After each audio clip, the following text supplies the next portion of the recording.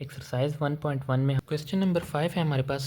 Late a is equal to 2 minus 3 u 0 and b is equal to v minus 3 5 w। और हमसे कह रहे हैं कि for what value of u v एंड w are a and b equal, कि u v और w की हम कौन सी ऐसी वैल्यू लगाएंगे कि जिससे a और b हमारे पास इक्वल आ जाएंगे। तो हम a जो मैट्रिक्स है हमारे पास वो हम लिख लेंगे a is equal to 2 minus 3 u 0 and b हम लिख लेंगे b is equal to v minus 3 5 w। तो कंडीशन हमें ऑलरेडी गिवन है कि a and b are equal, तो हम a और b को इक्वल कर लेंगे। दोनों मैट्रिसेस को हम दोबारा इस तरह लिख लेंगे। फिर जो करस्पॉन्डिंग एलिमेंट्स हैं 2 v के इक्वल है, यानी 2 v के इक्वल है तो हम v को 2 के इक्वल लिख सकते हैं। इसी तरह हमारे पास माइनस 3 के करस्पॉन्डिंग एलिमेंट माइनस 3 है तो माइनस 3 इक्वल टू माइनस 3 आ जाएगा। इसी तरह u जो है वो करस्पॉन्डिंग एलिमेंट है 5 तो हम u इज़ इक्वल टू 5 लिख लेंगे। इसी तरह हमारे पास 0 इज़ इक्वल टू w है, ये 0 इज़ इक्वल टू w या w इज़ इक्वल टू 0। तो हमारे पास v की वैल्यू 2 आ गई। इसी तरह हमारे पास u की वैल्यू जो है वो 5 आ गई और w की वैल्यू जो है हमारे पास 0 आ गई। तो ये वैल्यूज़ हम लिख लेंगे और जब ये वैल्यूज़ हम यहाँ पर पुट करेंगे तो हमारे पास मैट्रिक्स A और मैट्रिक्स B इक्वल आ जाएंगी। यहाँ पर मैंने लिखी हुई हैं A is equal to 2 minus 3 5 0 और B is equal to 2 minus 3 5 0। So A and B are equal.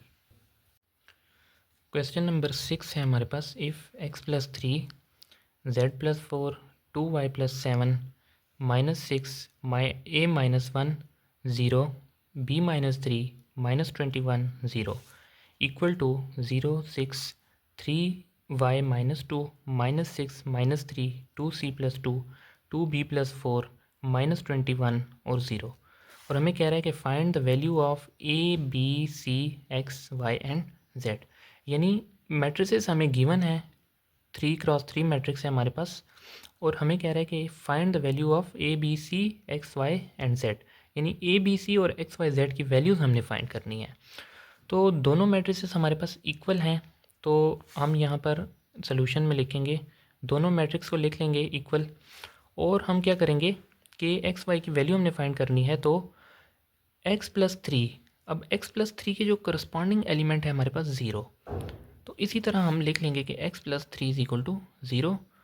तो x ये प्लस का 3 इक्वेशन की दूसरी साइड पे चला जाएगा तो ये क्या हो जाएगा माइनस का 3। इसी तरह हमारे पास है z प्लस 4, तो z प्लस 4 के जो करस्पॉन्डिंग एलिमेंट है वो है हमारे पास 6। तो z plus 4 is equal to 6, तो ये z इधर ही रहेगा 6 अपनी जगह पर और प्लस का 4 इक्वेशन की दूसरी साइड पर चला जाएगा तो माइनस का 4 हो जाएगा। तो 6 माइनस 4 से क्या आएगा हमारे पास 2, तो z की वैल्यू हमारे पास क्या आ जाएगी 2। तो इसी तरह हमारे पास y की वैल्यू भी आ जाएगी और a की वैल्यू भी आ जाएगी, b की वैल्यू भी आ जाएगी और c की वैल्यू भी आ जाएगी।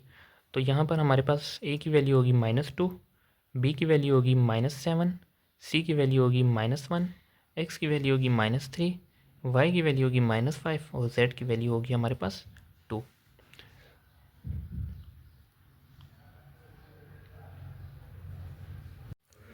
डियर स्टूडेंट्स, हमारे पास इस एक्सरसाइज का लास्ट क्वेश्चन है, question number 7। Solve the following matrix for A B C and D. यानी हमें मैट्रिसेस दी गई हैं और हमें कह रहे हैं कि solve the following matrices for A B C and D, यानी ए बी सी और डी की हमने वैल्यूज़ फाइंड करनी है। तो किस तरह हम फाइंड करेंगे,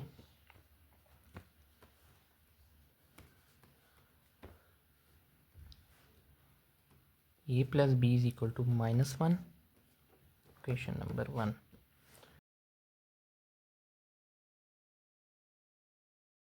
अब हमने क्या करना है, अब हम फर्स्ट इक्वेशन और सेकंड इक्वेशन को सॉल्व करेंगे सबसे पहले। यानी सेकंड इक्वेशन को हमने फर्स्ट इक्वेशन से सब्ट्रैक्ट करना है। किस तरह हम सब्ट्रैक्ट करेंगे देख लें। a plus B is equal to -1,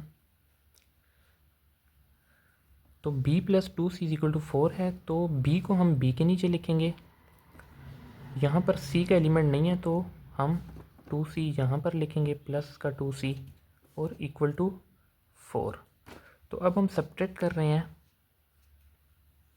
तो यहाँ पर हम माइनस का निशान लगाएंगे, ये प्लस माइनस का हो जाएगा, ये भी माइनस का हो जाएगा। तो ये a जो है वो अपनी जगह पर आ जाएगा, प्लस का b और माइनस का b ये कैंसिल आउट हो जाएंगे, और ये माइनस का 2c हो जाएगा, और ये -1 और -4 ये हमारे पास आ जाएगा -5। ये हमारे पास बन जाएगी इक्वेशन नंबर 5। नेक्स्ट हमने क्या करना है, इक्वेशन नंबर 3 और इक्वेशन नंबर 4 को हमने सॉल्व करना है।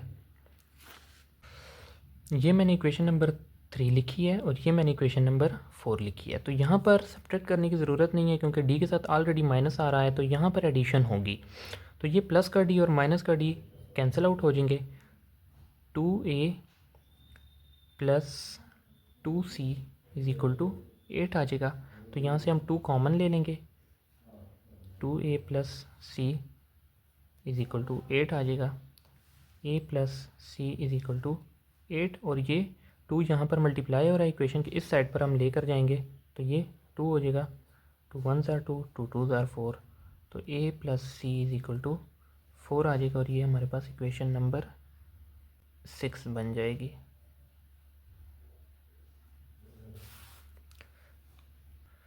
अब हम क्या करेंगे, इक्वेशन नंबर 5 और इक्वेशन नंबर 6 इसको हम सब्ट्रैक्ट करेंगे।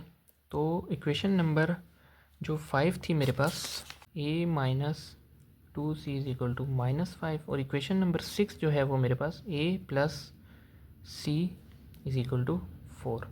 तो अब इसको हम सब्ट्रैक्ट करेंगे। किस तरह सब्ट्रैक्ट करेंगे, यहाँ पर माइनस हो जाएगा, ये प्लस का माइनस हो जाएगा, ये भी माइनस हो जाएगा, तो प्लस a और माइनस a कैंसिल आउट हो जाएंगे, -c और -2c इससे बन जाएगा माइनस का 3c इज इक्वल टू -5 -4 इससे बन जाएगा -9।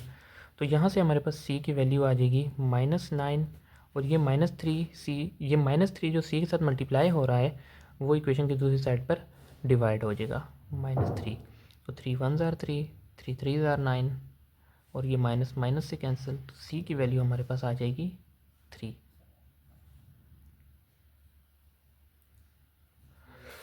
अब हम क्या करेंगे, इसी c की वैल्यू को हम क्या करेंगे, पुट करेंगे इक्वेशन नंबर 2 के अंदर, हम c की वैल्यू को पुट करेंगे।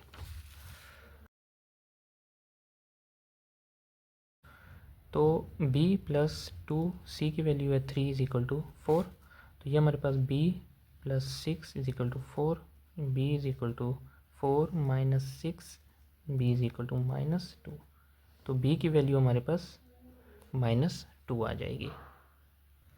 अब हम फाइंड करेंगे a की वैल्यू। तो a की वैल्यू हम फाइंड करने के लिए b की वैल्यू को हम इक्वेशन नंबर 1 में पुट करेंगे, -1, तो a प्लस b की वैल्यू है हमारे पास -2 इज इक्वल टू -1, तो ये हो जाएगा a plus minus -2 is equal to -1, तो ये हमारे पास हो जाएगा a is equal to -1, minus का 2 इक्वेशन की दूसरी साइड पर जाएगा तो प्लस का 2 हो जाएगा, तो a इज इक्वल टू 1।